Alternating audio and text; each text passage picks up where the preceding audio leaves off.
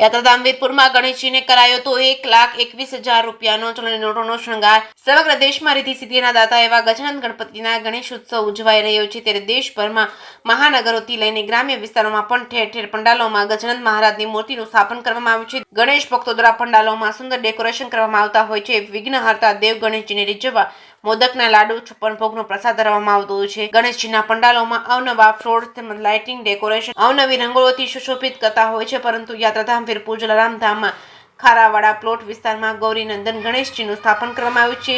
વીરપુર કા રાજાને એ વિસ્તારના યુવાનો અને ગણેશ ભક્તો દ્વારા ગણપતિ બાપાની ભારતીય ચલણી નોટોની શણગાર કરવામાં આવ્યો છે। ગજાનન મહારાજને 1,21,000 રૂપિયાની ચલણી નોટોથી ગણપતિ બાપાને શણગાર કરવામાં આવ્યો છે, જેમાં ભારતીય ચલણી નોટો ₹50 થી લઈને 100, 200, 500 રૂપિયાની નોટોથી ગણપતિ દાદાની મૂર્તિને સુશોભિત કરવામાં આવી છે। મહાઆરતીમાં ગણપતિ બાપાની ચલણી નોટોનો શણગારના દર્શન કરવા ભક્તોની ભારે ભીડ જામી હતી। ગણપતિ દાદાને 56 ભોગ ધરાવવામાં આવ્યો હતો।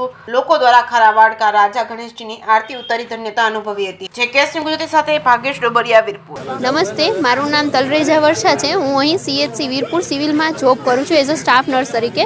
અમે અહીંયા દર વર્ષે અહીંયા દર્શન કરવા આવીએ છીએ અને આજે ખાસ વાત એ છે કે આજે 1,21,000ની નોટ ચલણી નોટોનું અહીંયા ડેકોરેશન કરવામાં આવ્યું છે અને આજે અમે તે ખાસ દર્શન કરવા આવ્યા છીએ અને અહીંયા બાપા બધાની મનોકામના પૂરી કરે છે અને 56 ભોગ પણ ધરવામાં આવેલા છે। વીરપુરમાં અમે યુવક મિત્ર મંડળ દ્વારા છેલ્લા 13-14 વર્ષથી ગણપતિ દાદાનું સ્થાપન કરીએ છીએ અને આ વર્ષે ગણપતિ દાદાને અમે 1,21,000થી શણગાર કર્યો છે અને તેમાં 50 થી લઈને 500 સુધીની ચલણી નોટો રાખી છે અને 56 ભોગ ધર્યા છે અને અમે સવાર સાંજ ગણપતિ દાદાની મહાઆરતી કરીએ છીએ અને ગણપતિ દાદા અમારી મનોકામના બધી પૂર્ણ કરે છે।